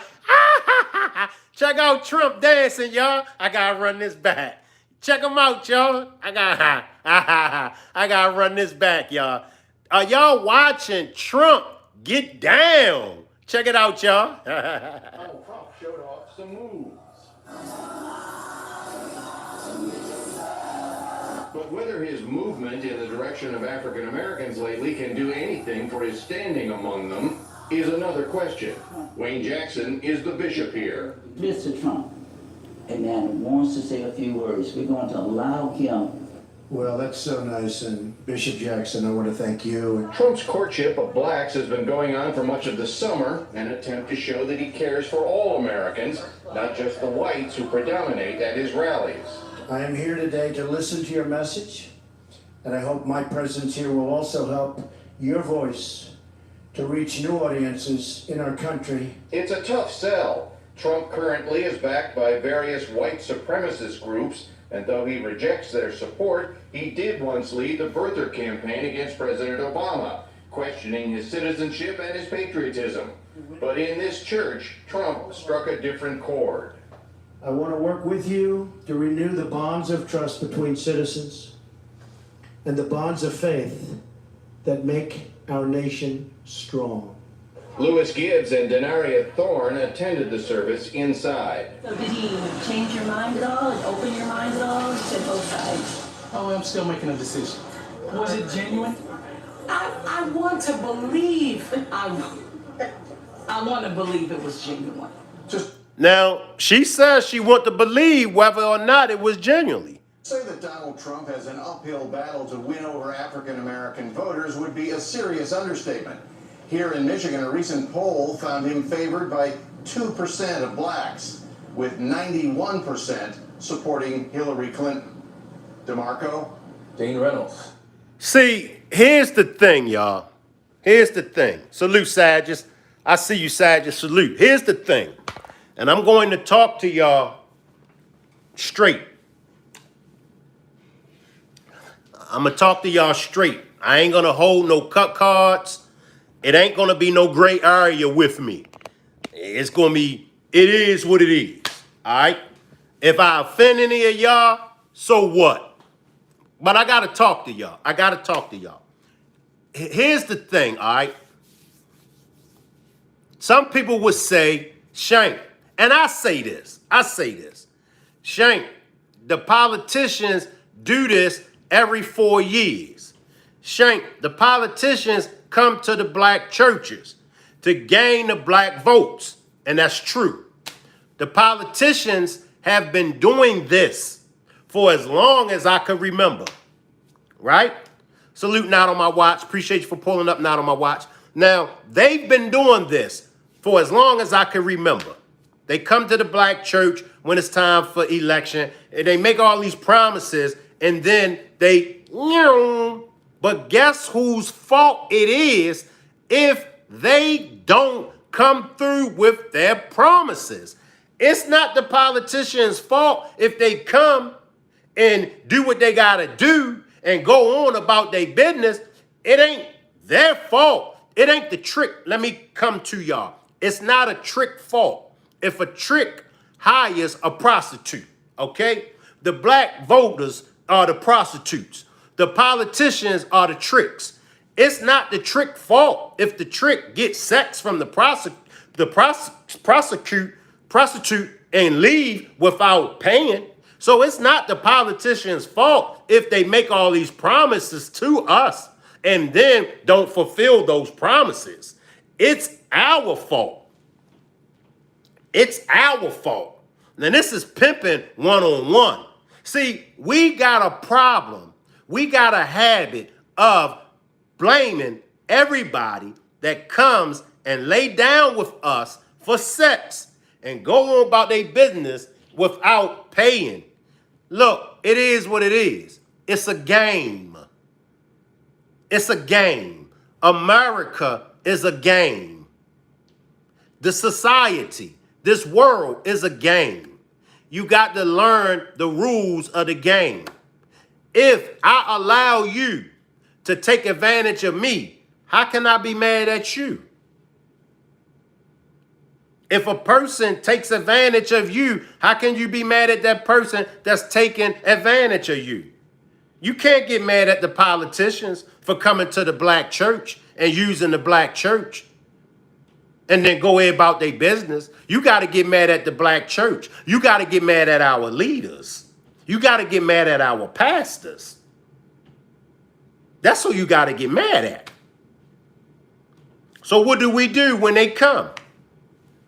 What do we do when they come? We make them earn our vote.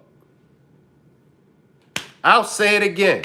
What do we do when they come to the black church? They ain't gonna go to the other black people. But see, Trump goes to the hood. I seen him in the hood. I seen him in Detroit. Trump goes to the hood. How many other politicians have went to the hood? Now, they'll go to the black churches, but they didn't do what Trump done. Trump went to the hood. Trump was able to relate to the hood because Trump understands how to play this game. But do you understand how to play this game? It's a game. It is what it is. We was brought up on playing what? Games. How many of y'all played Monopoly? You had Monopoly, you had checkers, you had Life. Y'all remember the game Life? You had Scramble, you had Connect 4. You had all these games that we grew up playing. But guess what? There were rules. Let's go to Monopoly. It's rules in Monopoly.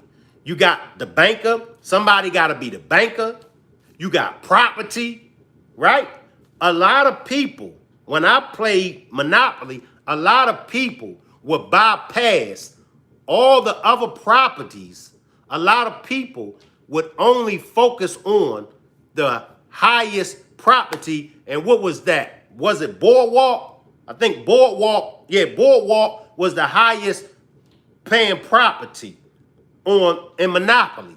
But me, I would get all the little properties because I understood it. And I would build houses and motels and all that extra stuff on the little properties. And then all those that was going at the Boardwalk and all of those was going after the other high-paying properties. When they ran into trouble, I was buying them out of them properties. You got to learn the game. If you would like to support the channel, my Cash App is $ERICMCINT. If you would like to support the channel, my Cash App is $ERICMCINT, or you could purchase a membership. Appreciate you, Carlos. Appreciate everybody with the compliments. Or you could purchase a membership to the platform. I do have demonstrations that are only for members only. So if you become a member by purchasing a membership, you'll have access to all of my demonstrations. I got a lot of demonstrations, but some of them are for members only. Or you could purchase a super sticker or a super chat to support the channel. But it's all about learning how to play the game. Donald Trump is no more racist. Donald Trump is no more prejudiced than any president or CEO of a company. The clothes that we wear. What was was it Tommy Hilfiger, Versace and them? Remember? What did they say back in the days? When they made their brands, they didn't make their brand for urban people. They didn't make their brands for black people to wear. They said it. But black people still did what? Black people still went out and supported those brands to this day. Black people still support non-blacks that don't give a damn about us. Think about all the nail salons.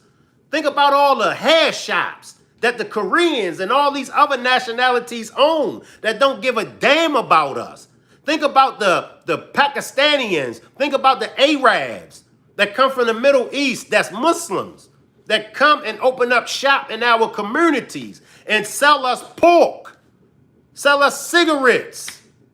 So you saying Donald Trump is prejudiced, you trying to get me to believe that Donald Trump is a racism and I shouldn't vote for him, then we got to bring up all the other non-blacks that's racist and prejudiced towards us. He ain't the only one. If he is racist, he ain't the only one.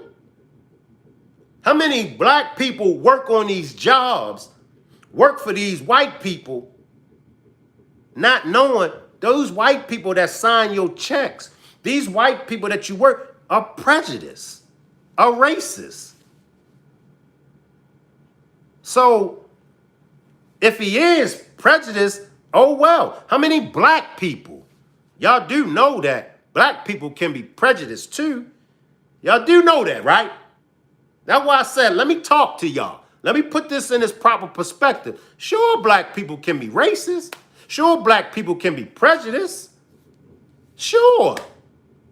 Racist and prejudiced, well, being prejudiced is not liking someone because of their race. There are a lot of black people that don't like Koreans, that don't like white people. Tommy done a demonstration on a black man that robbed the gas station, and he told them why he robbed and shot and killed I think they were from Pakistan. He said because of their race. So we got to stop with the little high school games. You know, oh, don't like him because of this. Oh, don't like her because of that. We got to stop that. And we got to learn to accept people for what they bring to the table. I'd rather respect and accept you for what you bring to the table that can help me build than to not like you because of what somebody else said. Y'all kill me with that. It's always a go along to get along game. It's always, okay, well, if you don't like him, if you don't like her, and me and you friends, then I don't like him and I don't like her. What's wrong with y'all? What's wrong with y'all? And this is 30-year-olds, 40-year-olds, 50, 60-year-old people that think like that, that still have that high school mentality. That man ain't never done nothing to me. It's people right now. And some of them are probably watching. It's people right now that don't like Shank because somebody else don't like Shank. It's people right now that don't pull up. It's people that's in my bushes, and we've proved that. But it's people in my bushes right now that got love for me, but they worrying about what other people gonna think if they come in my chat. Oh, since you ain't going, then I ain't going. That's bullshit. That's bullshit. That's the most childish and most high schoolist game I've ever been around. So for people to throw Trump under the bus and keep pushing that racist narrative, I don't want to hear it. I don't want to hear it. The stores that we go in, the stores, do you think all them stores that you go in, do you think that they not racist? And I got news for y'all. Jesus was racist. Yeah, I'm going to step on some toes. Jesus was racist. What did Jesus say? I was only sent to the lost sheep of Israel. Didn't Jesus always talk about my people? Didn't Jesus say my people? Jesus was not sent to everyone. However, when his own people received him not, that's when he opened it up to everyone. Check your Bible. Now we can go to Bible study if y'all want. But his own people denied him. His own people received him not. Then he opened it up to the world. He said I wasn't sent to everyone. It's in the Bible. Read, man and woman. And stop letting other people read for you. Do your own homework. Miss me with all of this. Seriously. I'm going to let y'all go. I got one more clip I want y'all to check out. But seriously, you know, and like I said, now it's one thing if you can come to me and if you could say, Shank, okay, let me pinpoint to you why I don't like Trump. Shank, let me pinpoint to you, you know, what I disagree. All right, I'm listening. But to keep throwing the narrative, oh, he racist. Oh, he don't like black people. Nah. Black people don't even like black people. Are y'all listening? Are y'all listening to me? It's hard to find a black person that like another black person. So what are you talking about? Trump don't like black people. Come on. Nobody likes black people. Let me backtrack. There are people that do like black people. But y'all get my point. That's like the N-word. How can we expect other races not to use the N-word if we use the N-word? We call each other the N-word.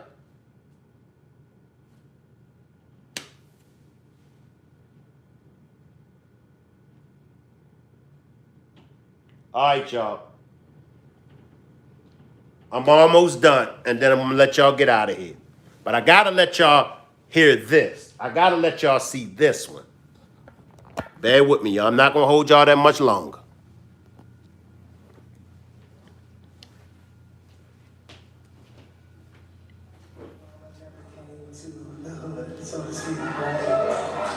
Now, what I just went over with y'all, I said that the other politicians, they never come to the hood. Right? What it say?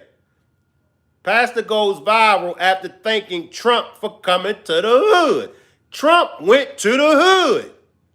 President Joe Biden, he went to the big NAACP dinner, but he never came to the hood. So thank you.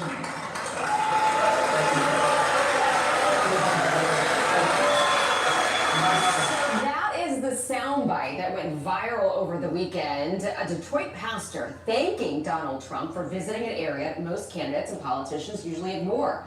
The former president. What they say? Same thing I said. But Trump went to the hood.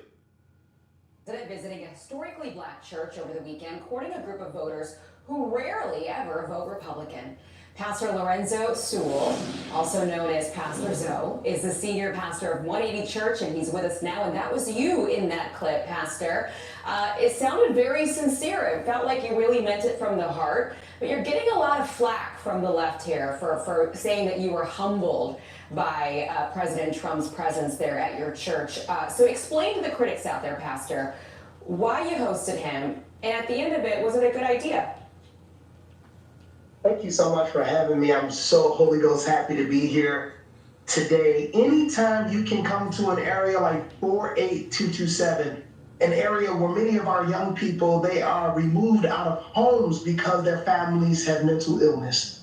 An area where women are still being openly human trafficked. An area where people know more about fentanyl and crack than they do Christ. Anytime a politician is willing to come to our community, they're welcome. Anytime someone can come to the church, they're welcome. For those that would be mad and upset, the reason why they're mad and upset because they don't walk down Grand River. They don't understand the pain of the people in our community. They don't understand what it means to live and have to make a decision between putting gas in your car, or paying your rent, or paying daycare. They don't understand that, and I understand that tensions are high and motives get questioned. I forgive all those that question my motive, but I would challenge them to come to 48227. I think a lot of people forget, that in some of these zip codes, like you're mentioning, high violent crime, a lot of these folks don't get to leave their zip code. They never leave their zip code. They don't even go across town. So to see a former president come in does mean a lot. Can I ask you about the numbers here, the polling? So Biden carried Michigan in 2020 by just 3 points. Today, though, he's up by almost 40 points, if we can put this poll up. Despite not coming to the hood, he's up by 40 points, Pastor. And inflation is the #1 issue for Black Americans. So can the numbers change in Michigan, in your zip code, here in the next 4 months? Well, the president coming to 48227, he did something that Republicans, quite frankly, don't do. They won't come to places like Detroit, Pontiac, Flint, and Saginaw. Those are the communities that we serve, the least of these, the disenfranchised and the marginalized. And not only did he come, but he listened. I believe that he has put himself in a sweet spot as it pertains to listening. You got to remember that Detroit has a history of segregation. Michigan, in terms of demographics, Brighton, Michigan has the most white people per capita, where you have Detroit has the most Black people per capita. So when Blacks and whites are together in the same room, specifically with older white men, it sometimes gets a little socially awkward. And President Trump, he was not socially awkward. Byron, he was amazing, a senator from Florida, to be able to engage people in a mindset that says we're really here authentically. We're not just asking for your vote. We actually want to hear your voice. We'll see if it resonated. I know you said before that the only reason Joe Biden is president today is because he was the VP of a Black president, and then, of course, Black voters in South Carolina really supercharged his campaign. Pastor Zoe, we are out of time. But we so appreciate you coming on the show and sharing your thoughts with us, and we'll see if President Trump resonated. What are y'all thoughts? What are y'all thoughts? And then I'm going to let y'all get out of here. Big shout out to one of my great moderators, Positive Vibes. Y'all had Positive Vibes working. Appreciate you for holding it down, Positive Vibes. Appreciate you for holding it down, Positive Vibes. Once again, everyone is welcome over here, and everybody's opinion and everybody's perspective is welcome. However, there are to be no cussing, no curse words, no cuss words. There is to be no profanity. Come on, y'all. Let's be civilized. But everyone is welcome. Everyone is welcome, and everybody's perspective and everybody's opinion is welcome. If you're a Biden supporter, you're welcome. If you're a Trump supporter, you're welcome. If you're a Muslim, Christian, Jew, you're welcome. Everyone is welcome. However, no profanity. Y'all got that? No profanity. Under no circumstances will we tolerate any profanity. All right? And I know sometimes, it just be, the first thing that come to your mind. I get like that. And I understand that. So if you happen to use profanity by mistake, and then you get timed out, just come back and, just say, oh, my bad, I forgot, I apologize, okay? But please, y'all, no profanity in the chat. Once again, a big salute, a big shout out to one of my greatest moderators, Positive Vibes, for holding it down. Y'all kept her busy. I salute everybody that just pulled up, all my new subscribers. I appreciate you all for subscribing to the platform. I subscribe. Damn, I'm getting like Joe. I appreciate everybody from Australia, North Korea, Mexico, Italy. I appreciate everybody from all over. And if you would like to support the channel, there's different ways you can support the channel. My Cash App is $ERICMCINT, or you could purchase a membership to the channel. I have videos that are for members only. So you'll have access to all of my demonstrations. Or you could purchase a super sticker or a super chat. I'm going to come back again at 5 o'clock. I'm doing 2 demonstrations. I'm going to come back at 5. Salute everybody, and I'll see y'all in 4 more hours. Salute.